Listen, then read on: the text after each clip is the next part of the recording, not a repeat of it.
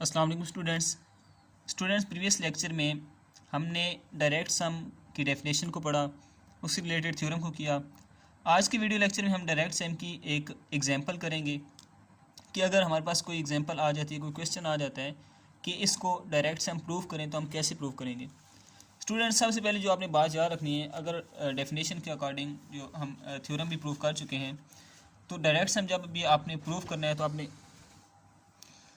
Direct sum proof करने के लिए जो हमें बेसिक कंडीशन ज़रूरत होती है, अगर वो कहते हैं जैसे इस एग्जांपल में उसने कहा है कि आप प्रूफ करें कि आर क्यूब जो है आपके पास, वो आपके पास एक डायरेक्ट सम है, ठीक है। तो हमने क्या करना है, थ्योरम के अकॉर्डिंग जो हम प्रीवियस लेक्चर में प्रूफ किया, या डेफिनेशन के अकॉर्डिंग हमारे पास क्या था कि अगर आर क्यूब जो है वो इक्वल टू आ जाए इन दोनों के सम के, एंड जो इंटरसेक्शन हो इन W1 इंटरसेक्शन जो W2 है वो आ जाए नल वेक्टर की इक्वल, तो हम फिर क्या कहेंगे कि ये जो है ये डायरेक्ट सम है। ये दो कंडीशन हमने प्रूव करनी होती हैं। तो इस एग्जांपल में भी हम ये दो कंडीशन ही प्रूव करेंगे, और आपने हमेशा ये कंडीशन ही प्रूव करनी है। आपको कोई भी चीज़ अगर गिवन होती है, किसी भी किस्म का सवाल होता है, आपने ये दो कंडीशन प्रूव करनी है हमेशा, ठीक है। चलते हैं एग्जाम्पल की तरफ। एग्जाम्पल क्या है, लेट W1 एंड W2 आपके पास क्या है, सब स्पेसेस हैं, डिफाइंड की गई हैं आर क्यूब पर, ठीक है। W1 जो है वो X Y Z, where X is equal to Y is equal to Z, यानी कि ये तीनों सेम एलिमेंट्स हैं। और W2 की फॉर्मेशन इस तरह की है, तो शो करें कि ये डायरेक्ट सम है। अब आर क्यूब मीन जैसे कि x y and z elements हैं। अगर वो कहता फॉर्मेशन R2 में है मीन एक्स वाई, ठीक है। R4 में कहता तो इसी तरह 4 एलिमेंट्स होते, 1 2 3 4 एलिमेंट्स, ठीक है, इस तरह की फॉर्मेशन। अब इसको प्रूफ करने के लिए स्टूडेंट्स हमने प्रूफ करना है कि जो हमारे पास है, सबसे पहले हमने प्रूफ करना है आर क्यूब जो है वो इक्वल है W1 प्लस W2 के।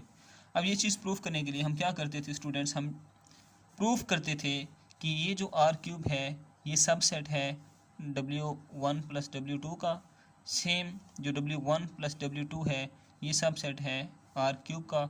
तो इसको इक्वेशन 1 और इसको इक्वेशन 2 कहते थे हम। इक्वेशन 1 और इक्वेशन 2 से हम के अकॉर्डिंग हम कहते थे कि अगर आर क्यूब इसका सबसेट है और ये जो है ये आर क्यूब का सबसेट है, दिस इम्प्लाइज दैट कि आर क्यूब जो है वो इक्वल टू है W1 प्लस W2 के। तो ये चीज़ हमने प्रूव करनी है। पहले हम ये प्रूव करेंगे आर क्यूब जो है वो इसका सबसेट है। तो इसके लिए हम क्या करते थे, इधर से एक एलिमेंट लेट करते थे और प्रूव करते थे कि वो इधर से बिलोंग करता है, ठीक है। तो अब हमने एक लेट कर लिया एलिमेंट, एक सेट जो कि आर क्यूब से बिलोंग करता है। हमने x1 y1 z1 ही क्यों लेट किया, क्योंकि आर क्यूब से बिलोंग करवाना है। मैंने आपको बताया कि आर क्यूब की फॉर्मेशन हमारे पास कुछ इस तरह की होती है, 3 एलिमेंट्स की, तो हमने 3 एलिमेंट्स लेट कर लिए। अब x1 y1 और z1 को मैं इस तरह लिख सकता हूँ कि x1 प्लस 0 x1 आ जाएगा, y1 plus x1 minus x1 ये कट जाएंगे, दोबारा y1 आ जाएगा, ठीक है। इस तरह z1 plus x1 minus x2 दोबारा ये आ जाएगा। मतलब इससे कोई फ़र्क नहीं पड़ता, ठीक है। ये हमने क्यों किया आपको नेक्स्ट जाके पता चलेगा ये हमने क्यों किया। अब स्टूडेंट्स हमने क्या किया, ये x1 और ये वाला x1 ये हमने अलग लिख लिया, प्लस ये y1 माइनस x1 रह जाएगा, ठीक है। यहाँ पे रह जाएगा z1 माइनस x1 रह जाएगा, सॉरी यहाँ पे x2, z1 माइनस x2 रह जाएगा, सॉरी यहाँ पे अब जब हमने ऐड किया था z1 plus x1 minus x1 आना था, तो यहाँ पे भी x1 ही आएगा। अब देखिए स्टूडेंट्स, ये जो फॉर्मेशन है ये किस तरह की है, ये फॉर्मेशन है W1 की तरह। कैसे, W1 में हमारे पास उसने कहा है कि एक्स वाई जी है, क्या है, एक्स वाई जी है, लेकिन एक्स वाई और जी ये तीनों आपस में इक्वल हैं, यानी कि या तो फॉर्मेशन इस तरह की होगी एक्स एक्स एक्स, या फिर इस तरह की होगी वाई वाई वाई, या फिर इस तरह की होगी जी जी जी, ठीक है। तो अब ये हमारे पास फॉर्मेशन बन गई है एक्स एक्स एक्स, मीन ये किससे बिलोंग कर रहा है, ये बिलोंग कर रहा है W1 से, ठीक है। और ये फॉर्मेशन किस तरह की है, देखें फर्स्ट एलिमेंट 0 है, दूसरा फिर तीसरा, ठीक है। ये इस तरह के एलिमेंट्स हैं जिसमें फर्स्ट एलिमेंट 0 है, तो ये फॉर्मेशन बन गई W2 की। तो इससे हमें साबित क्या हुआ कि ये जो इनका सम है ये बिलोंग करेगा इंटरसेक्शन W1 इंटरसेक्शन W2 से, ये दोनों के इंटरसेक्शन से बिलोंग कर जाएगा। अब देखें एलिमेंट हमने कहाँ से चूज़ किया था, आर क्यूब से, लेकिन वो बिलोंग कहाँ कर गया W1 इंटरसेक्शन W2 से। इट मीन्स कि जो आर क्यूब है वो सब सेट है W1 प्लस W2 का, राइट। यहाँ पे हमारे पास जो आना है स्टूडेंट्स वो आएगा W1 प्लस W2, क्योंकि हमने इसको W1 प्लस W2 में प्रूव करना था। देखें ना, W1 प्लस W2 में बिलोंग कर जाएगा, राइट। अब हमने उल्ट प्रूफ करना है कि ये जो W1 प्लस W2 है ये बिलोंग करता है आर क्यूब से। तो उसके लिए हम क्या करते हैं कि एक W1 एलिमेंट ले लिया W1 से, W2 एलिमेंट ले लिया W2 से। देन W1 की फॉर्मेशन इस तरह की होगी x1 x1 x1, और W2 की इस तरह की होगी 0 y2 z2। फिर हम क्या कहते हैं कि इनका जो सम है W1 प्लस W2 उसकी फॉर्मेशन किस तरह की होती है, वो बन जाएगी x1, देखना x1 प्लस 0 x1, ये x1 और y2 को जब हम ऐड करेंगे तो ये बन जाएगा, x1 और v2 को ऐड करेंगे ये बन जाएगा। अब देखें ये जो चीज़ है ये किस में बिलोंग कर रही है, आर क्यूब में। क्यों, मैंने कहा था आपको कि आर क्यूब में क्या होता है, हमारे पास 3 एलिमेंट्स होते हैं, 3 एलिमेंट्स की फॉर्मेशन होती है, एक्स वाई जी, या कोई भी किस्म के 3 एलिमेंट्स होते हैं। इधर देखिए आपके पास कितने एलिमेंट्स मान रहे हैं हमारे पास, ये देखिए 1 2 एंड 3, तो ये किससे बिलोंग कर जाएगा, आर क्यूब से। अब देखिए एलिमेंट्स हमने चूज़ कहाँ से किया था, W1 W2 से चूज़ किया था, ठीक है, मतलब उनके सम से लेके आए थे, ये उनके सम से लिया था। प्रूफ बिलोंग किस में कर रहा है, आर क्यूब में, मतलब ये क्या है W1 प्लस W2 किस में बिलोंग कर गए, आर क्यूब में। तो इक्वेशन 1 और इक्वेशन 2 से हमने क्या प्रूफ कर दिया कि ये दोनों आपस में इक्वल है। अब जो हमने सेकंड कंडीशन प्रूफ करनी थी वो हमारे पास होती है W1 intersection W2 null vector होता है, 0 के इक्वल होता है। तो ये प्रूफ करने के लिए स्टूडेंट्स हमने क्या करते हैं, अल्फ़ा ऐड कर लिया W1 प्लस W2 से, ठीक है।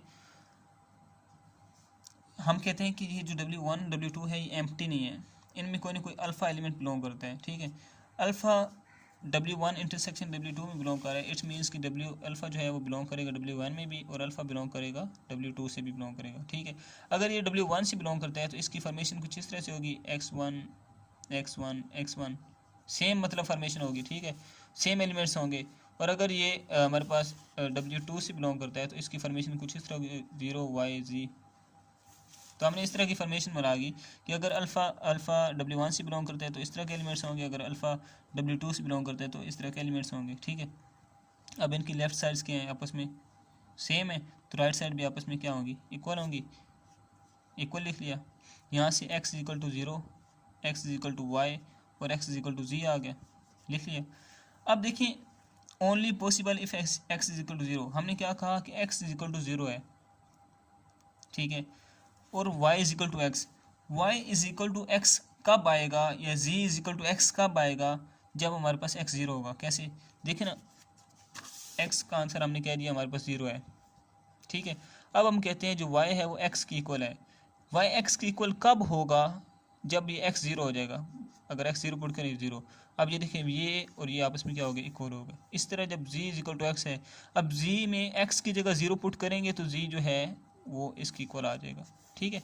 वो यही कहता है कि only possible if x equal to 0, कि आप x को 0 पुट कर दें तो ये चीज़ पॉसिबल है, ठीक है। x is equal to 0, y is equal to 0, z is equal to 0 आ गया हमारे पास। अब सो अल्फ़ा की जो फॉर्मेशन हो जाएगी हमारे पास, ठीक है, वो क्या हो जाएगी, 0 0 0, एलिमेंट्स तीनों क्या हो जाएंगे, 0 0 0, राइट। अब हमारे पास अल्फ़ा किससे बिलोंग कर रहा था, W1 इंटरसेक्शन W2 से। तो यहाँ से हमने क्या कहा कि W1 इंटरसेक्शन W2 किसकी इक्वल हो जाएगी, 0 0 0 फॉर्मेशन की। और यहाँ से ये चीज़ प्रूव होती है कि W1 इंटरसेक्शन W2 जो है इक्वल टू आ गया एक ज़ीरो वेक्टर के, ठीक है, ये एक ज़ीरो वेक्टर है जिसे हम नल वेक्टर कहते हैं। तो इट इम्प्लाइज दैट कि आर क्यूब जो है वो हमारे पास क्या है, एक डायरेक्ट सम है, ठीक है। ये चीज़ हमने प्रूफ करनी थी, अब आपको समझ आ चुकी होगी। और आपको किसी चीज़ की समझ नहीं आती तो आप वीडियो के डिस्क्रिप्शन में जाके कमेंट कर सकते हैं, या वीडियो के डिस्क्रिप्शन में कॉन्टैक्ट नंबर आपको मिल सकता है, वहाँ से आप कॉन्टैक्ट कर सकते हैं। होप सो आपको समझ आ जाएगी। अगर आपको कोई पॉइंट क्लियर नहीं होता तो आप पूछ सकते हैं। मिलते हैं नेक्स्ट वीडियो में। अल्लाह हाफिज़।